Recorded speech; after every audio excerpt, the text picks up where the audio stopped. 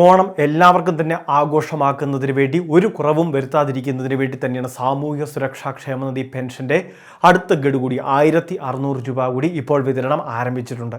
അതായത് കഴിഞ്ഞ ദിവസങ്ങളിലെല്ലാം, അതായത് ഓഗസ്റ്റ് മാസം 24-ാം തീയതിക്കൊക്കെ ശേഷമാണ് പെൻഷൻ വിതരണം ആരംഭിച്ചിട്ടുണ്ടായിരുന്നത്. ഈ പെൻഷനിൽ 3200 രൂപ വിതരണം ചെയ്യാൻ ശ്രമിച്ചപ്പോൾ 1600 രൂപ മാത്രം ലഭിച്ചവരുണ്ട്. അപ്പോൾ അങ്ങനെയുള്ളവർക്ക് ബാക്കി ശേഷിക്കുന്ന 1600 രൂപ കൂടി ട്രാൻസ്ഫർ ചെയ്തിട്ടുണ്ട്. നമ്മളുടെ ബാങ്ക് അക്കൗണ്ടിലേക്ക് നിലവിൽ ഇപ്പോൾ ഈ തുക ലഭിച്ചു കാണും. ഇനിയും ലഭിക്കാനുള്ളവരുണ്ടെങ്കിൽ കമൻറ്റ് ബോക്സിൽ ഒന്ന് അറിയിക്കണം. വളരെ വൈകാതെ ഈ ആനുകൂല്യം ക്രെഡിറ്റ് ആവുന്നതായിരിക്കും. പക്ഷേ തുടർച്ചയായിട്ട് ഇത്തരത്തിൽ ആനുകൂല്യം വൈകുന്നുണ്ടെങ്കിൽ നമ്മൾ കൃത്യമായിട്ട് DBT സെല്ലിലൊക്കെ വിളിച്ചൊന്ന് അന്വേഷിക്കുക, എന്ത് കാരണത്താലാണ് തുക തടസ്സപ്പെട്ടിട്ടുള്ളത് എന്ന്. ചിലപ്പോൾ ചില ബാങ്കുകളിൽ മാത്രമായിരിക്കും ഇത്തരത്തിലൊരു പ്രശ്നം ഉണ്ടാവുന്നത്. ഇനി അതല്ല എങ്കിൽ മറ്റ് ചില സാങ്കേതിക തടസ്സങ്ങൾ മൂലമായിരിക്കും പെൻഷൻ തുക എത്താതെ വരുന്നത്. അതുമാത്രമല്ല, മുൻപൊക്കെ ചിലവർക്ക് ചില ഗഡുക്കൾ ലഭിക്കാതെ വന്ന സാഹചര്യം പോലുമുണ്ട്. വിതരണ തീയതി കഴിഞ്ഞു കഴിഞ്ഞാൽ, അതായത് ഇന്ന് സെപ്റ്റംബർ മാസം 2-ാം തീയതിയോടെ ഈ വിതരണത്തിൻ്റെ തീയതികൾ സർക്കാർ പ്രഖ്യാപിക്കുന്നതനുസരിച്ച് അവസാനിക്കുകയാണ്. അതായത് ബാക്കി ശേഷിക്കുന്ന തുക മുഴുവൻ സർക്കാരിലേക്ക് തിരികെ പോവുകയും ചെയ്യും. അതുകൊണ്ട് തന്നെ അതിനു മുൻപ് തന്നെ ഈ കാര്യങ്ങളെല്ലാം ഒന്ന് പൂർത്തിയാക്കുന്നതിന് വേണ്ടിയും ഗുണഭോക്താക്കൾ ശ്രദ്ധിക്കണം. സാമൂഹിക സുരക്ഷാ പെൻഷൻ ഇതുപോലെ എന്തെങ്കിലുമൊക്കെ സാങ്കേതികപരമായ കാരണത്താൽ മുടങ്ങിയിട്ടുണ്ടെങ്കിൽ അത് പക്ഷേ വരുന്ന ദിവസങ്ങളിലും വിതരണം ചെയ്യും. അതിൽ തടസ്സങ്ങളൊന്നുമില്ല. എല്ലാവർക്കും ഈ 3200 രൂപയുടെ ധനസഹായവും ഈ സെപ്റ്റംബർ മാസം ഈ ആഴ്ച കൊണ്ട് തന്നെ ഇത് പൂർത്തിയാക്കുകയും ചെയ്യുന്നതാണ്.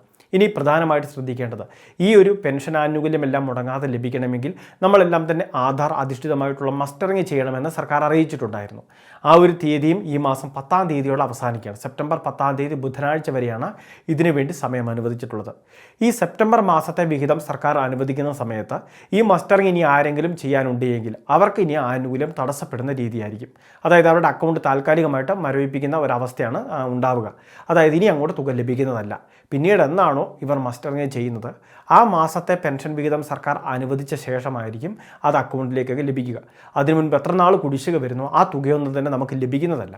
അതുകൊണ്ട് തന്നെ ഇതുവരെ ഇത് അറിഞ്ഞിട്ടില്ലാത്തവരുണ്ടെങ്കിൽ തീർച്ചയായിട്ടും അങ്ങനെയുള്ളവരിലേക്കൊക്കെ നിങ്ങളൊന്ന് പറയുക, ഈ കാര്യങ്ങളൊന്ന് അറിയിക്കുക. കാരണം സ്മാർട്ട് ഫോൺ എല്ലാവരും തന്നെ ഉപയോഗിക്കണമെന്നില്ല. പ്രത്യേകിച്ച് പെൻഷൻ ഗുണഭോക്താക്കളുടെ കൈവശം സ്മാർട്ട് ഫോണൊക്കെ ഉണ്ടാവണമെന്നില്ല. അപ്പോൾ അങ്ങനെയുള്ള സാഹചര്യം ഉള്ളതുകൊണ്ട് നമ്മളുടെ അറിയാവുന്ന ഇത്തരത്തിൽ 60 വയസ്സിന് മുകളിൽ പ്രായമുള്ളവർ, ഭിന്നശേഷി നേരിടുന്നവർ, അതോടൊപ്പം തന്നെ വിധവകളായിട്ടുള്ളവർ, അതോടൊപ്പം മറ്റ് ഏതെങ്കിലുമൊക്കെ കർഷക തൊഴിലാളി പെൻഷൻ അല്ലെങ്കിൽ വിവിധ ക്ഷേമനിധി ബോർഡിലെ പെൻഷൻ വാങ്ങുന്നവർ, അപ്പോൾ അങ്ങനെയുള്ളവരിലേക്ക് ഈ കാര്യങ്ങൾ പറയുക. നിങ്ങൾ മസ്റ്ററിങ് ചെയ്തോ എന്ന് ചോദിക്കുക. 2025-ൽ പെൻഷൻ അപേക്ഷ വെച്ച് പെൻഷൻ അപ്രൂവ് ആയവരാണെങ്കിൽ ഈ പ്രാവശ്യത്തെ മസ്റ്ററിങ് അവർ ചെയ്യേണ്ട ആവശ്യമില്ല. എന്നാൽ അതിന് മുൻപ് തന്നെ പെൻഷനൊക്കെ അപ്രൂവ് ആയിട്ട് പെൻഷൻ ലഭിച്ചുകൊണ്ടിരുന്നവരാണെങ്കിൽ തീർച്ചയായിട്ടും മുടക്കം കൂടാതെ ഈ 10-ാം തീയതിക്കുള്ളിൽ മസ്റ്ററിങ് ചെയ്യേണ്ടതാണ്. ഒരിക്കൽ ചെയ്തവർ, അതായത് ഈ പ്രാവശ്യം ഇത് ജൂൺ മാസമൊക്കെ ആരംഭിച്ചതാണ്. അപ്പോൾ ജൂലൈ ഓഗസ്റ്റ് മാസം വരെയൊക്കെയായിരുന്നു സമയമുണ്ടായിരുന്നത്. അത് ദീർഘിപ്പിച്ചാണ് സെപ്റ്റംബർ വരെ ആക്കിയത്, സെപ്റ്റംബർ 10 വരെ. അപ്പോൾ ഇതിൻ്റെ ഇടയ്ക്ക് ഒരു പ്രാവശ്യം ചെയ്തവരുണ്ടെങ്കിൽ ഇനി അവർ ചെയ്യേണ്ട ആവശ്യമില്ല. പിന്നെ വരുമാന സർട്ടിഫിക്കറ്റ്, മറ്റ് രേഖകളൊന്നും തന്നെ ഇപ്പോൾ സർക്കാർ ആവശ്യപ്പെട്ടിട്ടില്ല. മസ്റ്ററിങ് മാത്രം മതി. അപ്പോൾ ഈ പ്രധാനപ്പെട്ട അറിയിപ്പ് തീർച്ചയായിട്ടും എല്ലാവരും ശ്രദ്ധിക്കുക. നിങ്ങളുടെ സുഹൃത്തുക്കളിലേക്ക്, ഗ്രൂപ്പുകളിലേക്ക് ഷെയർ ചെയ്തെത്തിക്കുക. ഇതുപോലെ വിവിധ അറിയിപ്പുകൾ തുടർന്നും ലഭിക്കാൻ ചാനൽ സബ്സ്ക്രൈബ് ചെയ്യുക, ഫോളോ ചെയ്യുക.